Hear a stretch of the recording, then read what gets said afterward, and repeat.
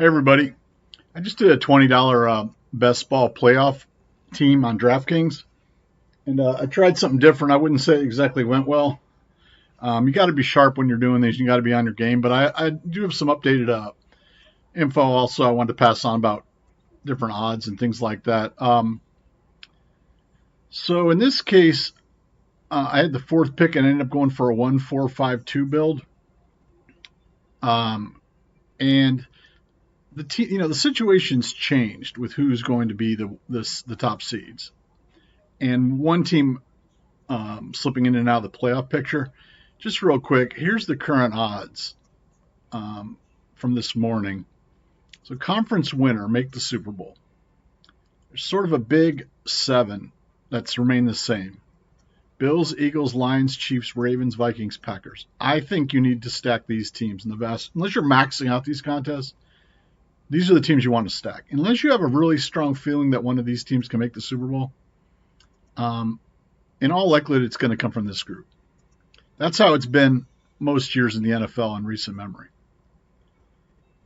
Then you have a couple real long shots. But the second tier, basically, or the third tier, depending on how we look at it, is Texans, Steelers, Broncos, Bucks, Rams, Chargers, Commanders. Now, the Rams are in over the Seahawks right now, but it's not a done deal. The only other teams that the realistic chance it looks like are the Falcons and the Cardinals to make the playoffs. As far as to win the AFC, Bills, Chiefs, and Ravens, big favorites. Second group, Texans, Steelers, Broncos, Chargers. Bengals, I'm a Bengals fan, but worst run ever this year. They probably would be one of the favorites if they were in the playoffs and had a winning record. NFC, you're looking at Eagles, Lions, Vikings, Packers. Second group, Buccaneers, Rams, Commanders. Keep an eye on the Seahawks popping in, potentially, if the Rams falter or the Commanders do. Falcons and Cardinals have a small chance also. Right now, the way the playoff matchups are set, this could change now. I mean, it seemed more locked in stone before this past week, but you got KC, you got Mahomes a little banged up. You got Detroit losing to Buffalo, Montgomery banged up, and their defense banged up. Montgomery out. But right now, KC and Detroit still have the buys. This obviously makes the Bills and Eagles very valuable if they are going to play week one of the playoffs. However, that could change. Right now, here's what the matchups are. Chargers at the Bills. This changed. Broncos at the Steelers. Ravens at the Texans. And this is a kind of a big game you need to prognosticate if you're doing this. I think the Ravens are I think that this year the Ravens are going to do better in the playoffs. I mean, they've been pretty big choke artists in the past, but a lot of people are on the Texans now, for what it's worth. I mean, the Steelers are vulnerable too. If the Chargers or Broncos come in there to play them, if they end up holding on to the division, Bills are going to win no matter who they play. On the other side, the Eagles at home going to win that over the Commanders. And then these two are interesting. Depending on if Seattle or the Rams makes it, I tend to think the Packs and the Bucks will both go into both these places and win. But, it could go the other way. Packers in particular are sort of built for the playoffs. Both these teams have excellent coaches, but the running game and the defense. The Vikings, Sam Darnold could have an off day and they can be bounced. And again, the Steelers could be bounced. The Texans probably will be bounced if they're playing the Ravens. So then again, there's the big seven teams. So what I said I'm gonna do this draft was I'm just gonna put all these teams up in my rankings and drop all the other players down and only take those other players when I filled out a roster of 2 to 3 teams from this making up a Super Bowl. So basically, 2 combos of Super Bowl rosters that can make it. And my optimal would be the Bills plus the Eagles or Lions and the Vikings or Packers, because you can't really get all of this to work in general. So I was looking at the ADPs of players from those teams. Current DraftKings ADPs: Allen, Barkley, Gibbs, Jackson, Hurts, St. Brown. So that's sort of saying this should be your first round draft pick. if you're going for the favored teams. The other combo, would be Eagles or Lions on top with Eagles or Lions on top with the Bills, Chiefs, and then the Ravens or whoever you like, two other teams here, and basically do the Lions or Eagles with a Bills or Chiefs plus another team. So anyway, I went in and changed my rankings basically to this. Now Calcaterra and Goddard, who knows? There's other question marks, but I made my rankings based on that. So I skipped all the players that aren't on those teams, and the way it ended up playing out, it started off fine. I got the fourth pick. When you have the fourth or fifth or sixth, you tend to want to be stacking either Hurts or Lamar, in my opinion. Goff and Mahomes usually will go in the second round. Sometimes Goff lasts longer. I actually got him in the third round. Another team I did where I ended up with Lamar and Goff both. I just took them both to stop other people from getting them. Anyway, this time I went with a 1 QB build. I've been tending going with 2 QB builds, but if you get Allen, Hurts, or Lamar, you can try to just ride them all the way through. And Lamar in particular is not going to get a bye, but then just hope Hurts or Allen doesn't get the bye. Like I said, it's still up in the air right now. I don't know all the tiebreakers, but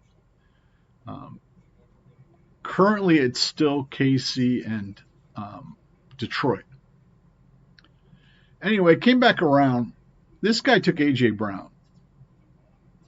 This guy. So he pimped me. So I went ahead and took Cook. Because again, I'm prioritizing the very, very best teams, in my opinion. Then the other really good teams, and then all the rest I'm just throwing in a pool.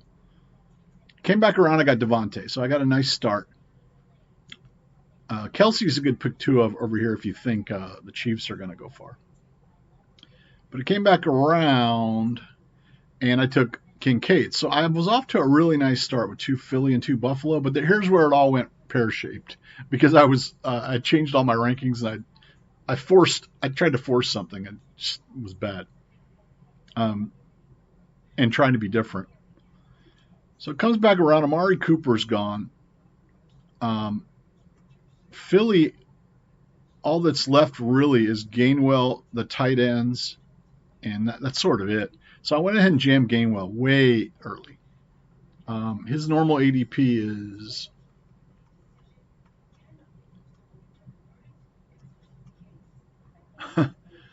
his normal ADP is 61, so way early. Came back around. I said, let me fill out this lineup. I don't want to take Goddard or Calcaterra. I already have Kincaid. I'll get another tight end. I've been trying to avoid those guys just because of the uncertainty. But I suppose Goddard could be a good depth pick. But anyway, I jammed a Buffalo, and I actually took Collins when I should have taken Coleman. I'm not sure why I had him above him in the rankings. So that was a pretty awful pick, but definitely way above ADP. Well, I said, well, at least now I got my 6-player Super Bowl team of Philly and Buffalo. So let me just take whoever is strong from here on out and try to build a double stack. But I messed that up too. This is the point of how you can mess these up. I think I was tired this morning. Didn't have any caffeine, but I don't even think I filled a double stack. So I got Philly, Buffalo, but then I went ahead and took Watson and Kraft. But because I have an NFC quarterback, that's not going to work. I like these picks right here a lot, but that's not going to work. Well, then I said, let me go AFC and I get a running back. I took Harris. Bucky's a better pick here. Brian Robinson's probably a better pick as well, depending. I've ended up with Bucky on several teams. And again, I've been sitting there thinking, well, I got a Super Bowl stack, so just take the best players available to try to get through who are on good teams. Then I took McConkey, was debating with Kupp or Sutton. Came back around Brian Robinson and then Dell. The point being is I ended up with a kind of a pretty shitty Super Bowl team and no other stacks and not exactly a stellar team. So I don't recommend force jamming Gainwell and Hollins right here, bottom line. Even if you know guys like this, even if you know you want to end up with that stack. I was off to such a great start with Hurts, Cook, Smith, and Kincaid. I could have taken Coleman later. Could have taken Goddard or Calcaterra. I could have gotten Gainwell later. And then instead of them, McLaurin. I also could have pivoted. I could have taken Jordan Love right here and done a Green Bay stack, and then filled in AFC pieces and had two NFC stacks, but then filled in AFC pieces because I have Cook and Kincaid. So that would have been a really good team, and then filled in another wide receiver. So I screwed it up. It happens. It's a shame when it's the $20 one, not the little $5 ones, but that's how it goes. I mean, I suppose if there's a miracle, but the problem with this is, even if I get there with this team, somebody's probably going to have this same team plus a couple other pieces. So forced jam there did not work well. Great start, Philly buff with the tight end, and then went awry. And yeah, this is what I mean about thinking on the fly. I actually was wanting to take Jordan Love. I was thinking about taking Jordan Love, and that would have worked out perfectly if I'd taken him there because he took Jaden Reed. So he had that stack. I'd rather actually have Watson right now. Watson's actually I think he's getting more targets. He's just a little more dominant right now. And Kraft is a good under the radar piece to have as well for this. Assuming Green Bay, and or Minnesota makes a pretty deep run, and Baltimore would be my other one that I think is going to make a pretty deep run. Anyway, that's it. Good luck in your DraftKings best ball playoffs, also your underdog ones. Peace.